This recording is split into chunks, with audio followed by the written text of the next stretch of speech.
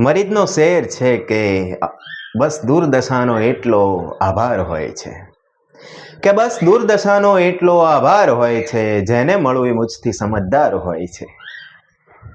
મિત્રો, આપણે ઘણીવાર જોઈએ છીએ કે કોઈ ગરીબ માણસ, કોઈ રિક્ષા ચાલકનો દીકરો, કોઈ મજૂરનો દીકરો કે દીકરી કંઈક બની જાય, કોઈ સરસ અધિકારી બની જાય તો આખા દેશમાં એની પોસ્ટ થાય છે, બધા રાજીપો વ્યક્ત કરે છે।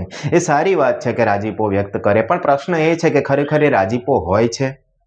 કારણ કે એમની આસપાસની વ્યક્તિ જ્યારે પ્રગતિ કરે ત્યારે તો એમનામાં એવો કોઈ ઉમળકો, એવી કોઈ ભાવ આપણે જોઈ નથી શકતા, તો પછી અજાણ્યા લોકોના વિકાસ ઉપર એ લોકોને આવો રાજીપો થતો હશે, એ પ્રશ્ન છે। જો કે મારો મુદ્દો એ નથી, મારો મુદ્દો મરીદના શેર ઉપર છે।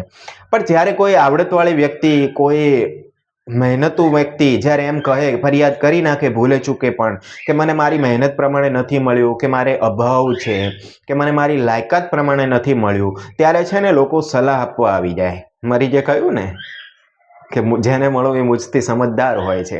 તમારી પરિસ્થિતિ થોડી ખરાબ આવે ને, તમે જ્યારે ફરિયાદનો સૂર લગાવો ત્યારે બધા જ્ઞાની બની જાય, ત્યારે બધા તમને સલાહ આપે કે જુઓ ને, ઝૂંપડપટ્ટીમાં તો લોકોને ખાવાનું પણ નથી મળતું, ભણવા પણ નથી મળતું, ફલાણું છે, ઢીકડું છે, તમારી સાથે સાવ આવું તો નથી ને, તો ખુશ રહો। મિત્રો, આ છે ને એક ક્રૂરતા છે, એક માનસિક બીમારી છે કે કોઈની સાથે સરખામણી કરી અને આપણે રાજી થવાનું, કોઈનું દુઃખ સાથે આપણા જીવનને સરખાવી અને આપણે રાજી થવું, આ એક પ્રકારની ક્રૂરતા છે। આને સમજણ ના કહેવાય, એ સમજણના નામે ભલે પીરસવામાં આવે છે।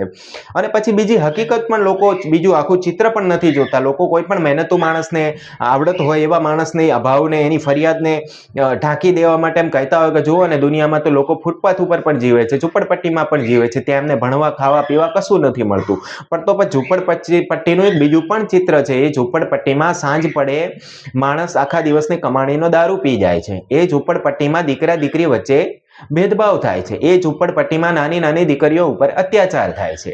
એ જ ઝૂંપડપટ્ટીમાં સાંજે દારૂ પીધેલો પતિ પત્નીને મારે છે। શું આવા વાહિયાત લોકો સાથે આપણે કોઈની સરખામણી કરી શકીએ? આવી સરખામણી ન થાય, આપણે ન કરવી જોઈએ। કમસે કમ સમજુ લોકોએ આવું ન કરવું જોઈએ। એટલે જ્ઞાન દેવું, સલાહ દેવી એ ત્યારે જ યોગ્ય હોય છે કે જ્યારે આપણે પૂરું ચિત્ર જાણતા હોઈએ, આપણે આખી દુનિયાને સમજવાની ક્ષમતા ધરાવતા હોઈએ। ત્યારે આ ક્ષમતા વગર જ્યારે બોલીએ ને, ત્યારે આપણે વાસ્તવમાં જ્ઞાની નહીં, ભૂંડા લાગતા હોઈએ છીએ। એટલે મરીજે સરસ મજાની વાત કરી છે કે બસ દુર્દશાનો એટલો આભાર હોય છે, જેને મળવું એ મુજથી સમજદાર હોય છે। અને આ વાત ઉપર મેં પણ એક શેર લખેલો છે કે સલાહો માંગનારા પણ સલાહો દઈ ગયા અમને, કે સલાહો માંગનારા પણ સલાહો દઈ ગયા અમને, અમારી દુર્દશાએ ગામને જ્ઞાની કરી દીધો।